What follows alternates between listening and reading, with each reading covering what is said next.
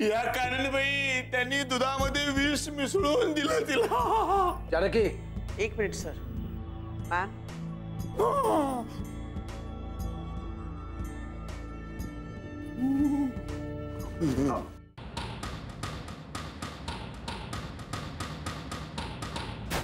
नरसिंहाला पूर्वी एकदा गोळी मीच मारली होती. वर हात टेकून आला. त्याच्यानंतर अमृताला किडनॅप मीच केलं होतं. किडनॅपरचा मर्डर मीच केला. मर्डर केलेलं सर्वांना माहिती आहे. किडनॅप मी केलेलं कोणालाच माहित नाही.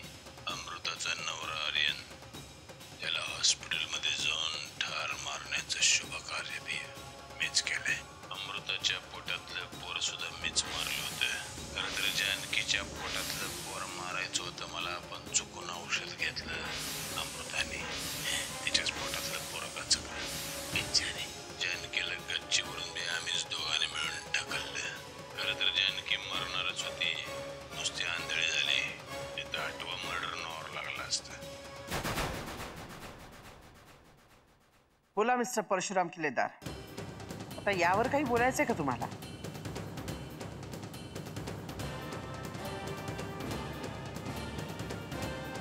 मी नर्स बनून जर या घरात आले नसते तर मला या कारस्थानाचा कदाचित पत्ताही लागला नसता आणि खऱ्या गुन्हेगारांना मी रंगेहात पकडू शकले नसते. त्यांच्या विरुद्ध मला ठोस पुरावे हवे होते.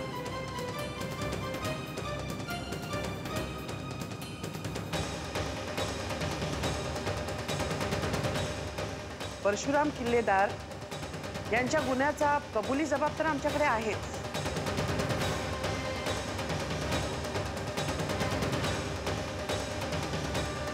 शिवाय त्यांचं वेगवेगळ्या वेळी वेगवेगळं बोलणंही मी रेकॉर्ड करून ठेवलंय. मला ऑफर केलेले 10 लाख रुपये आणि ॲज अ विटनेस म्हणून माझं स्टेटमेंट, हेही भक्कम पुरावे माझ्याकडे आहेत. गुन्हेगारांना कठोरात कठोर शिक्षा होईल याची खात्री मी देऊ शकते.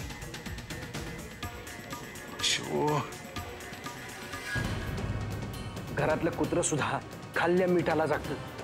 तुझी तर लायकी नाही रे जनावर म्हणण्याची सुद्धा. ते निदान भूक लागल्यावरती तरी शिकार करतात, पण तू भरल्या पोटी आम्हाला मारायला निघालास. माझ्या मुलीचं बाळ मारलंस, तिचं आयुष्य उद्ध्वस्त केलंस आणि आता आमच्या जीवावर उठलायस. तुला जिवंत सोडणार नाही.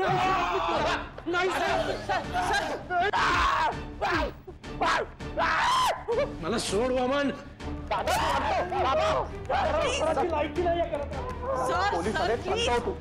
सर प्लीज तुम्ही शांत व्हा. तुम्ही कायदा हातात घेऊ नका. याचा न्याय निवाडा मीच करेन. अशा लोकांना तिथल्या तिथे ठेचायला हवा. नरसिंह आधी तू शांत हो. Sir please cooperate. पोलिसांना आपलं काम करू द्या. पाठारे, अरेस्ट हिम.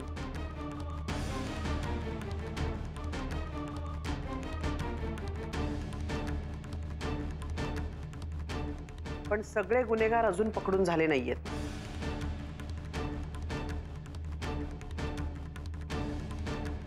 अजूनही एक गुन्हेगार मोकाट तसाच फिरतोय. म्हणजे आणखी कोण? अजूनही कोणी सामील होतं का या दोघांच्या कटामध्ये?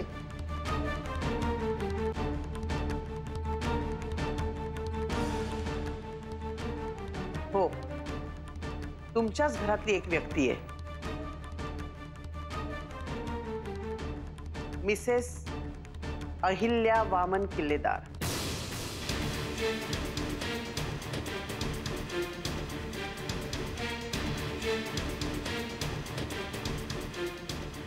काय? नाही, अहिल्या असं करणं शक्यच नाही. परशुराम किल्लेदार आणि सुगंधा किल्लेदार याबरोबर मिसेस अहिल्या किल्लेदार पण या कटात सामील होत्या.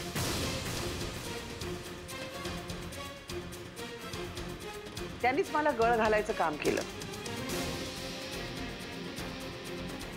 जानकी मॅमना मारण्याचा या तिघांचाही प्लॅन होता. आता आपलं बिंग फुटू नये म्हणून कुठेतरी लपून बसले असतील. अहिल्या किल्लेदार पाताळात जरी लपल्या असतील ना तरी आम्ही त्यांना तिथून शोधून काढू. मला शोधण्यासाठी पाताळात किंवा स्वर्गात जायची गरज नाही. मी इथेच आहे घरात.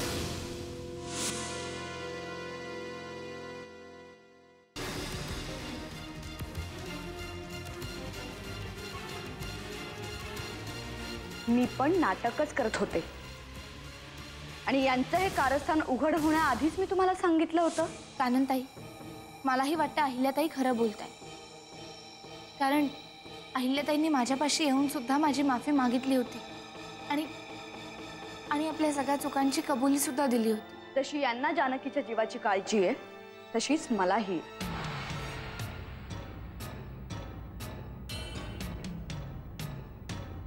परशु भाऊजींच्या कटाबद्दल मला आधीच कळलं होतं, पण ते म्हणतात ना, नावडतीचं मीठ अळणी, तसंच काहीचं माझ्या बाबतीत आहे. म्हणून मी ठरवलं पडद्यामागे राहून जानकीची मदत करायची, तिला वाचवायचं. एक नंबरची नालायक बाई येई करून करून भागली, देवपूजेला लागली. ही पण होती आमच्या बरोबर जानकीला मारायच्या ह्याच्यात. यायला आमच्या बरोबर होती याचा आमच्याकडे पुरावा आहे. 10 लाख रुपयासाठी तिजोरीतले खरे दागिने हिने गहाण ठेवले आणि खोटे दागिने तिजोरीत आणून ठेवले आणि त्या खऱ्या दागिन्यांच्या बदल्यात 10 लाख रुपये आणून दिले. अहो तर तिजोरी तपासा.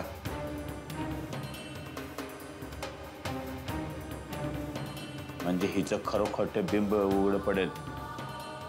इन्स्पेक्टर साहेब, या बाईला घेतल्याशिवाय जायचं नाही आपण. आता का बोलती बंद झाली? हो काननताई, हो तुमच्याकडे असतील तर अजून एक पेढा घाला त्या बाईला.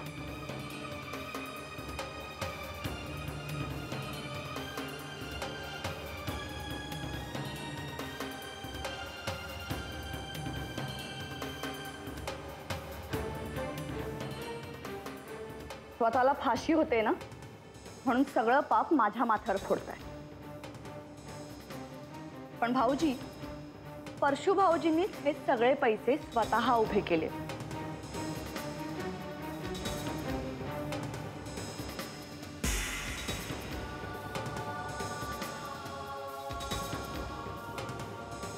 आता त्यासाठी काय केलं, म्हणजे दरोडा घातला की आणखीन काही केलं हे मला माहित नाही, पण तिजोरीतल्या दागिन्यांशी याचा काहीही संबंध नाही. आणि तुम्हाला खोटं वाटत असेल तर या घ्या चाव्या आणि काय ते चेक करा.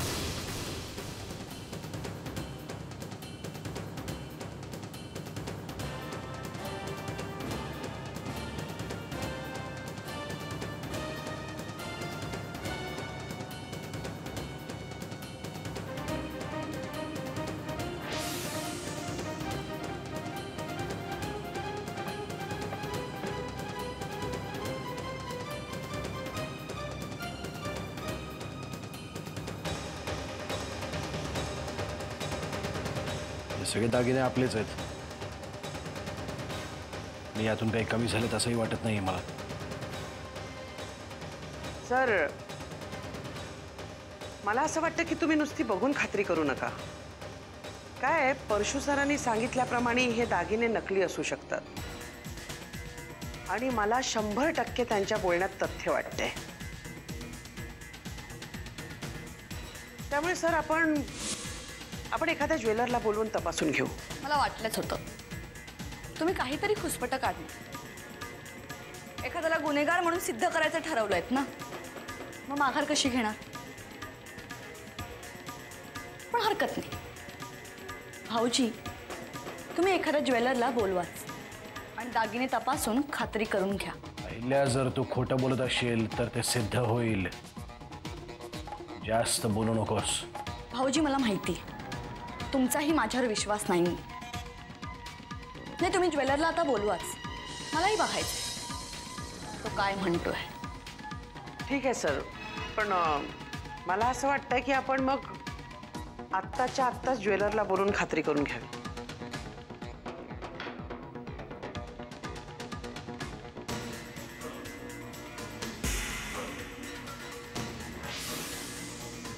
नीट तपासून पहा. काही शंका असली तर मोकळेपणानं सांगा.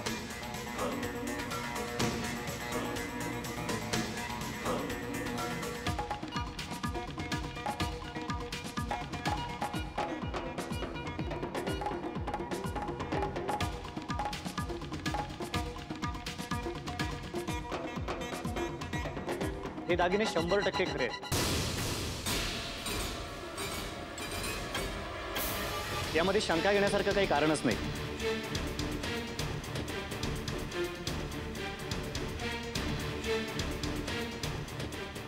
काहीतरी काय बोलू काहीतरी काय बोलताय? दागिने एकदा तपासून बघा खरे आहेत का खोटे आहेत ते. भाऊजी, कावेरी झालेल्या माणसाला अख्खं जग पिवळं दिसतं आणि तुमचं तर पितळच उघडं पडलंय ना, त्यामुळे तुम्हाला हे अस्सल सोनं पण खोटं वाटतंय. नाही, या बाईने काहीतरी गोळ केलाय. तुम्ही नीट बघा, पॉलिश असेल त्याच्यावर. अहो, त्या बाईला 10 लाख रुपये द्यायला ह्यांना काय लॉटरी लागली होती का? अजूनही तुम्ही सगळे या गुन्हेगारांवरच विश्वास ठेवणार आहात का? घरातली सून तुम्हाला सांगतेय, पण नाही, तिला या घरात किंमतच नाहीये ना. या गुन्हेगारांचं ऐकून तुम्ही मला आरोपीच्या पिंजऱ्यात उभं करत होता ना. शेवटी काय झालं? मी नाटक करते हे आता तरी तुम्हाला पटलंय ना? ठीक आहे, तुम्ही जाऊ शकता.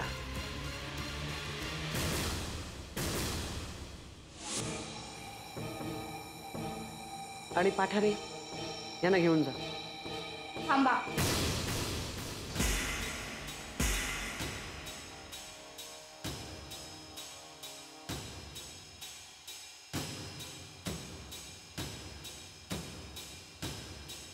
दागिने खरे ठरले, पण घरातल्या खोट्या नाण्याबद्दल निवाडा व्हायचा राहिलाय ना अजून. कशाबद्दल बोलताय तुम्ही मॅम?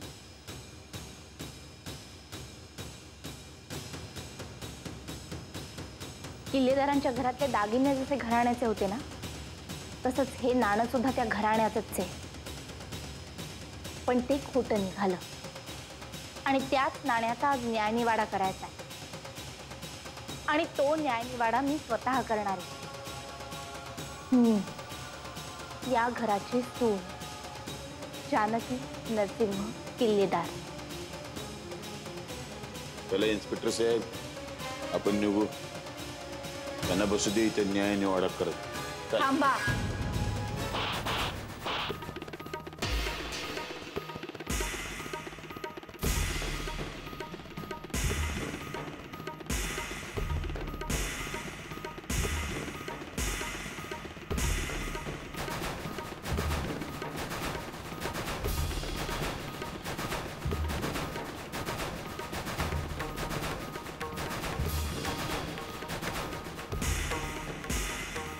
ही माझ्या संसारामध्ये विष कालवल्याबद्दल,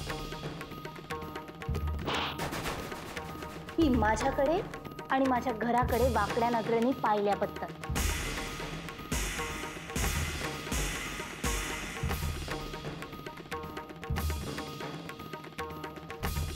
खरं तर तुमच्यासारख्या माणसाच्या अंगाला हात लावायची पण इच्छा नाहीये माझी. पण तुम्ही आतापर्यंत मला आणि माझ्या घराला जो काही त्रास दिलाय ना, त्याच्याबद्दल तुम्हाला अद्दल घडायलाच पाहिजे होती. त्यामुळे तर चालते व्हा आणि पुन्हा माझ्याकडे किंवा माझ्या घराकडे नजर वर करून सुद्धा पाहायचं नाही. कळलं?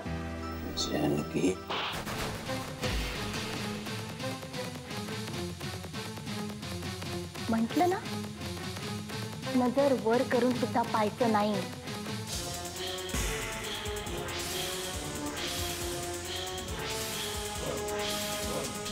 आणि आत्ताची फुबाडीच मी नव्हती दिली, ती सुमिताई आणि अमृता या दोघींकडून होती. त्या दोघींचा सूड मी आज पूर्ण करते. आता चला, चालते वा माझ्या नजरेसमोरून, नाहीतर आणखी फुबाडी खायला गाल जागेवर राहायचा नाही. चालते वा. आणि तुला तर चापकाच्या फटक्यांनी फोडून काढलं पाहिजे. पण केवळ माझ्यावरती तसे संस्कार नाहीयेत ना, म्हणून मी तशी वागत नाहीये. फक्त बाई आहेस म्हणून नाही, तर कशी असलीस तरी किल्लेदार घराण्याची सून आहेस म्हणून. काय नाही केलं ग तुझ्यासाठी? स्वतःच्या धाकट्या बहिणीसारखी वागणूक दिली तुला. आणि फक्त मीच नाही, तुम्ही ताईने सुद्धा, अमृताने सुद्धा त्याचे असे पांग फेडले. आज नाही वाटले तुला? चालती हो माझ्या डोळ्यासमोरून, चालती हो. घेऊन जा या हरामखोराला. अजून एक क्षणभर जरी इथे थांबला तर याचा सोक्ष मोक्ष मीच लावून टाकेन. पाठारे,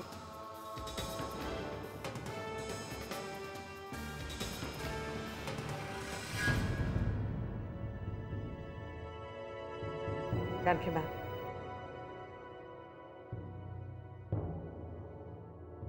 गुन्हेगारांना आम्ही कडक शिक्षा देऊ,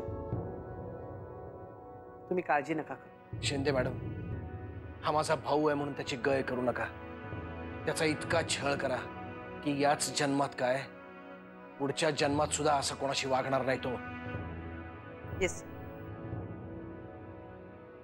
अगं तू कुठे निघालीस?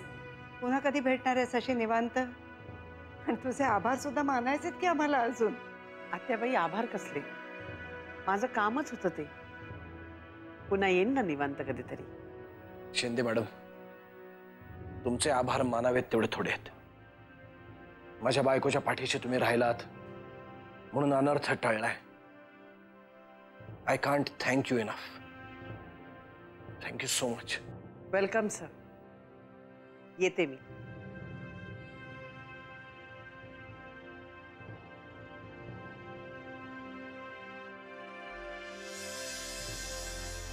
जानकी मॅम, स्वतःची काळजी घ्या.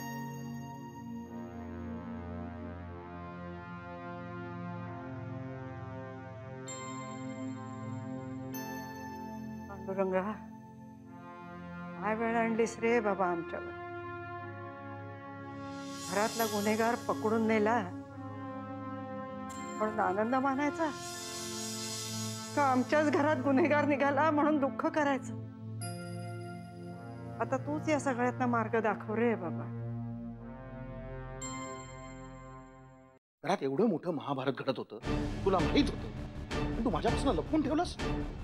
एका शब्दानेही बोलली नाहीस. माझा विश्वासच नाही आता. पण माझा विश्वास आहे ना तुमच्यावर.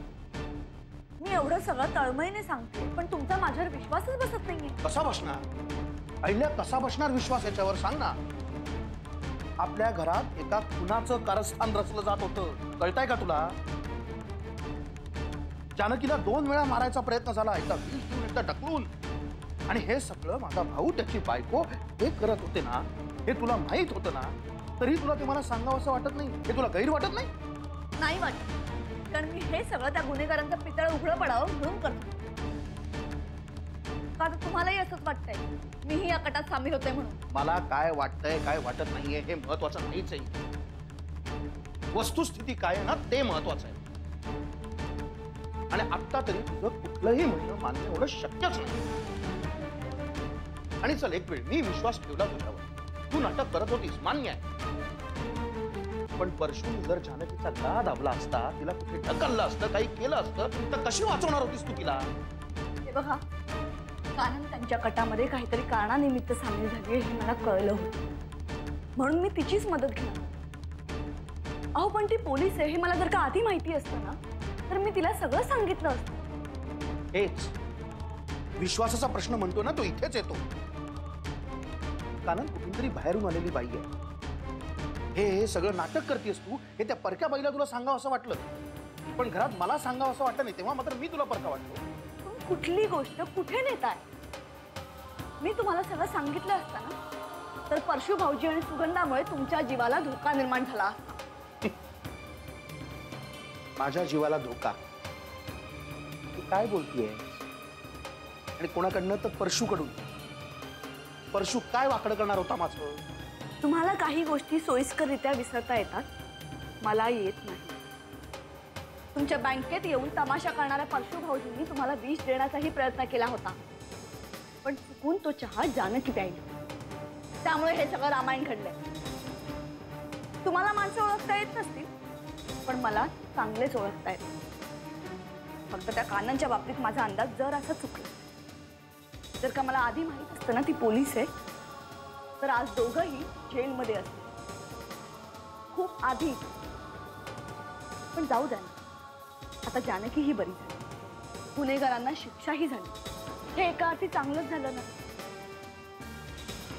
आता जानकीला या सगळ्या धक्क्यातून सावरण्यासाठी आपण तिला मदत करायला हवी. वाटतंय ना तुम्हाला?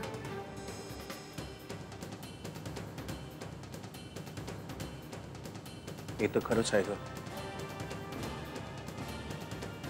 आता जानकीकडे जास्त लक्ष द्यायला हवं.